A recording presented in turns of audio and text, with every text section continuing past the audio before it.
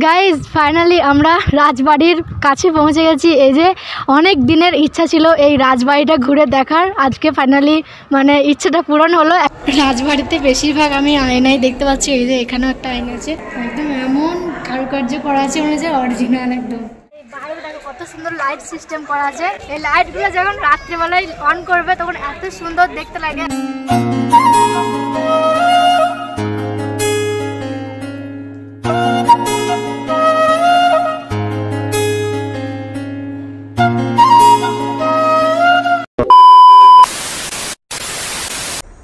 হে guys, good morning everyone, আসসালামু আলাইকুম। কেমন আছো সবাই? আশা করছি সবাই ভালো আছো। আমি আলহামদুলিল্লাহ অনেকটা ভালো আছি। তো এই কদিন তোমাদের সাথে সেরকমভাবে ব্লগ শেয়ার করতে পারিনি, প্রায় এক সপ্তাহ মতো হয়ে গেছে যে কোনো ব্লগই শেয়ার করি নাই, কারণ আমি একটু মানে টেনশনে ছিলাম, তারপরে আবার শরীরটাও ভালো ছিল না, তার জন্য ব্লগ দিতে পারিনি। তো আজকে আবারও ব্লগ দিচ্ছি, আর আজকের ব্লগটা একটু অন্যরকম। মানে আজকে আমরা একটু ঘুরতে যাব। আর এই কদিন আমরা রুমের মধ্যেই ছিলাম, মানে এক সপ্তাহ কোথাও বেরোনো হয়নি, ঘরের রুমের মধ্যেই ছিলাম, তাই একটু কেমন লাগছে, ঘুরতে যাওয়ার মন হচ্ছে, তাই আমরা আজকে ঘুরতে যাচ্ছি। আর তোমাদের দাদাভাই বলল যে আজকে আমি কাজের ছুটির টাইম পেয়েছি, মানে কাল থেকে আবারও কাজ স্টার্ট হয়ে যাবে, তাই কোথাও ঘুরতে যাওয়ার আর সময় পাবো না, তার জন্য ভাবলাম যে চলো আজকে তাহলে একটু ঘুরে আসি। এখন সকাল প্রায় 8:30টার ওপর বেজে গেছে। সকাল সকাল কাজকর্মগুলো সেরে ফেলেছি, আর গোসল করব, তারপরে আমরা বের হব। তো গাইজ আমরা এখন বেরিয়ে পড়েছি। আর আমরা আজকে কোথায় যাচ্ছি জানো? আজকে আমরা মহীশূর প্যালেস ঘুরতে যাচ্ছি।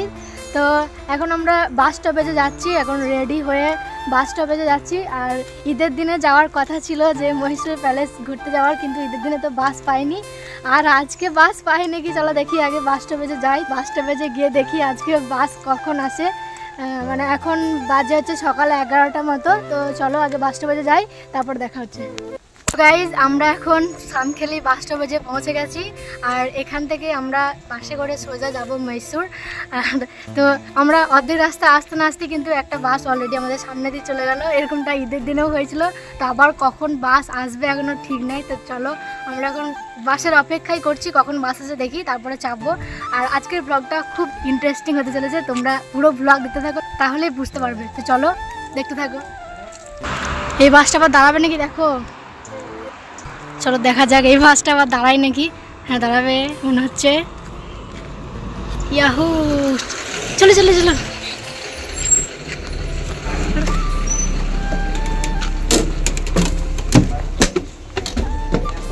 ফাইনালি আমরা বাসে উঠে পড়েছি। এই যে বাস, আর সামনেই বসেছি যাতে ভিউজগুলো ভালোভাবে দেখতে পাই, তার জন্যে। এই প্রথমবার আমি কর্ণাটকের বাসে উঠলাম। বাসে উঠে দেখি সামনে সিটটা ফাঁকা, ব্যাস দেরি না করে বসে পড়লাম যাতে ভালো ভালো ভিউজ পাওয়া যায় এই রাস্তায় চলার সময়। তারপর হঠাৎ করে কন্ট্রাক্টর চলে এলো টিকিট কাটতে, আর আমাদের দুজনের ভাড়া নিল 152 টাকা। তো চলো এবার মহীশূরের পথে রওনা দেওয়া যাক।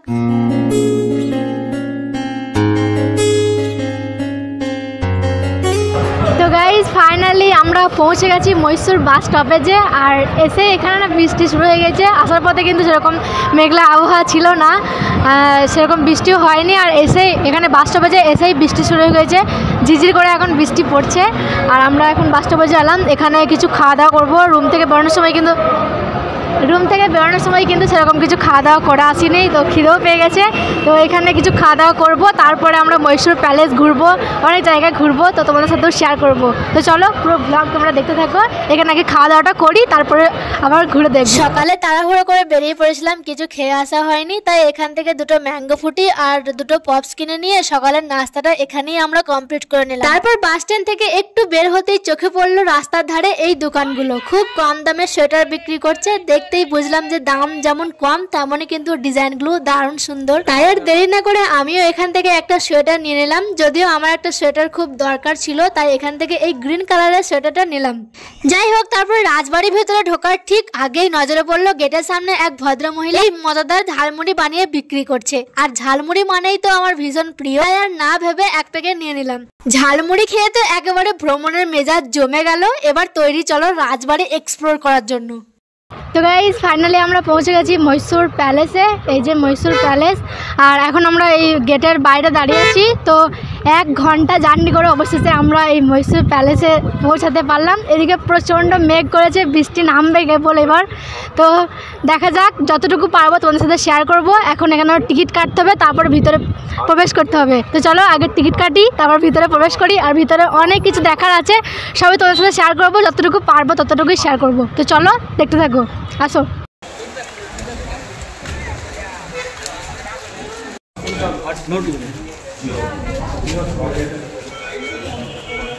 ব্যাগ স্ক্যান করতে হবে এখানে, বাবা। আর আমাদের ব্যাগে কিছু নাই রে বাবা, তাও স্ক্যান করতে হবে। দেখো ফাইনালি রাজবাড়িতে।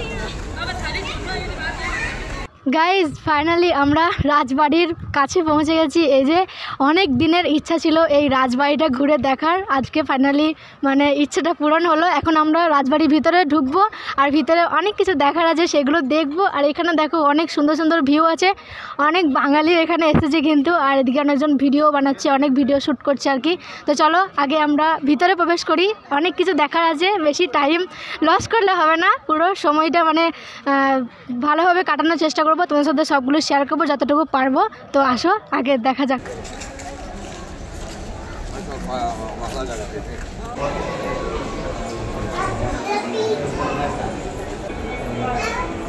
আওয়াজ হচ্ছে।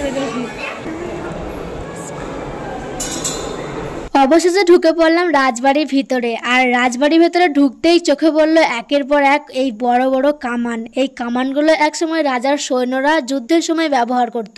এখন এগুলো সারি সারি করে সাজিয়ে রাখা আছে, যেন ইতিহাসের নীরব সাক্ষী হয়ে দাঁড়িয়ে আছে। আর গাইজ সিলিং জুড়ে এমন দারুণ কারুকার্য করা আছে, মনে হচ্ছে যেন রাজারা শুধু নিচেই নয় উপরের দিকেও রাজকীয়তা ঢেলে দিয়েছে। এই ডিজাইন, এত ডিটেলস আর রঙিন, সত্যি ভাবতেই ভালো লাগছে। কি নিখুঁত ভাবে কাজ করা হয়েছে এক একটা অংশে। আর এই যে ছবিগুলো দেখছো, এগুলো কিন্তু সাধারণ ছবি না, এগুলো আঁকা হয়েছিল সেই সময় যখন ইংরেজরা প্রথম মহীশূরের রাজবাড়িতে এসেছিল। ইতিহাস বলছে ইংরেজদের প্রথম ব্যাটালিয়ন যখন রাজবাড়িতে প্রবেশ করে, তখন থেকে এই ছবি আঁকার কাজ শুরু হয়।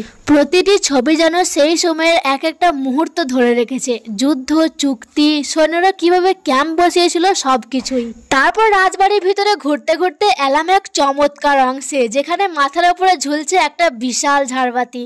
এই ঝাড়বাতিটা একেবারে রাজকীয়, অসাধারণ ডিজাইন। আর কত যে কাচের টুকরো আর আলো ব্যবহার হয়েছে তার কোনো হিসেবই রাখা যায় না। এমন ঝাড়বাতি শুধুমাত্র রাজাদের প্রাসাদেই দেখা যায়। আর এখানে দাঁড়িয়ে মনে হচ্ছে সত্যি কোনো এক রাজপ্রাসাদের মাঝে আমি দাঁড়িয়ে আছি। সব রাজার আমলে সিন্ধু মনে হয় নাকি, সিন্ধু টাইপ জিনিস। আর এই যে জানালাগুলো দেখছো, এগুলো কিন্তু শুধুমাত্র আলো আর বাতাসের জন্যই ছিল না, এদের একটা বিশেষ উদ্দেশ্য ছিল। নিচে যদি কোনো অনুষ্ঠান, রাজসভা বা কোনো উৎসব হতো, তখন রাজা রানীরা আর কর্মচারীরা এই জানালাগুলো থেকেই দেখতো। এটা AC lift.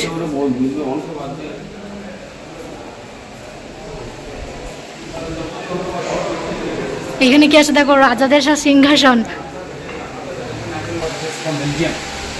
Look at the cups are Dhamati good sir. All 68 room like us are decorated. All room, all under outside room like us are decorated. Outside room inside the palace में. अभी ने वो इधर Italian mirror from Milan. আর এখানে দেখতে পাচ্ছ কত সুন্দর সুন্দর আয়না রাখা আছে চারপাশে। একসময় রাজকুমারীরা আর রানীরা এই আয়নার সামনে দাঁড়িয়ে নিজেদের সাজগোজ করতেন, মুখ দেখতেন। ভাবতে ভালো লাগে যে সে সময়েও এই আয়নাগুলো ছিল রানীদের রোজকার সঙ্গী। প্রতিটি আয়নার ডিজাইনে রয়েছে সেই সময়ের শিল্প আর রুচির নিদর্শন। এত যত্ন করে বানানো যেন প্রতিটা আয়নায় এক একটা গল্প বলে। এখানে রাজাদের সব রাজা মূর্তি আছে। এটা রাজা, এটা কি মন্ত্রী নাকি? একদম এমন কারুকার্য করা আছে মনে হচ্ছে অরিজিনাল একদম। সবাই দিয়ে দেখি এদিকে ভিউটা কত সুন্দর।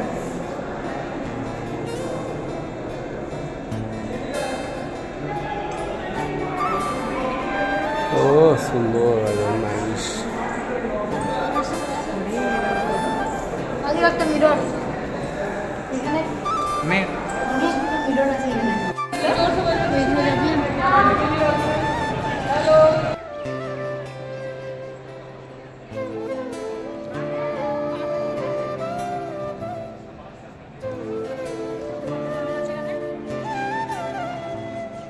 আর এটা হচ্ছে সেই বিখ্যাত 100 বছর আগেকার দরবার লিফট। এই লিফটটা শুধু রাজাদের জন্যই ব্যবহার হতো। ব্রিটিশ আমলে এটি উপহার হিসেবে রাজবাড়িকে দেওয়া হয়েছিল। দরজাটা কত সুন্দর কারুকার্য করা, দেখো কত সুন্দর লাগছে। এত বছরের পুরাতন হয়ে আছে, তবুও এখানকার মানুষরা এত সুন্দর করে রেখেছে জিনিসগুলো, আর দেখতে এত সুন্দর লাগছে। এদিকে একটা মিরর। রাজবাড়ির যত ভিতরে প্রবেশ করছি ততই সুন্দর সুন্দর সব কারুকার্য করা, দেখে একদম মন ভরে যাচ্ছে। দেখো এত সুন্দর ডিজাইন।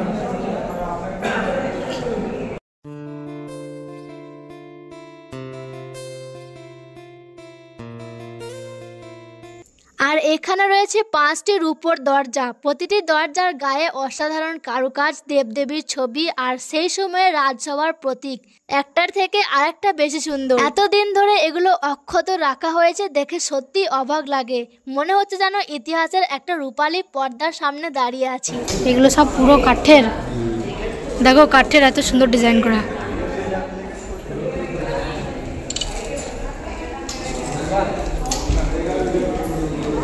এগুলোর উপর দরজা তো, ওই একটা আর এই একটা, 5খানা দরজা আছে বললো, আর দুটো তাহলে ওই ধার দিয়ে আছে বোধ হয়।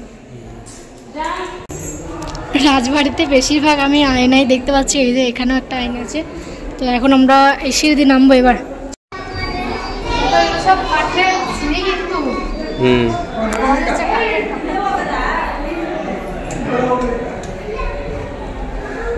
আর এই জিনিসগুলো যেটা দেখছো এগুলো আসলে হাতির মাথার সামনে লাগানো হতো।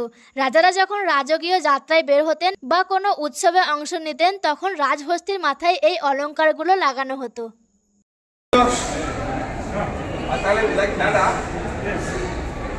জুতো পরে চলে এসছে এরা।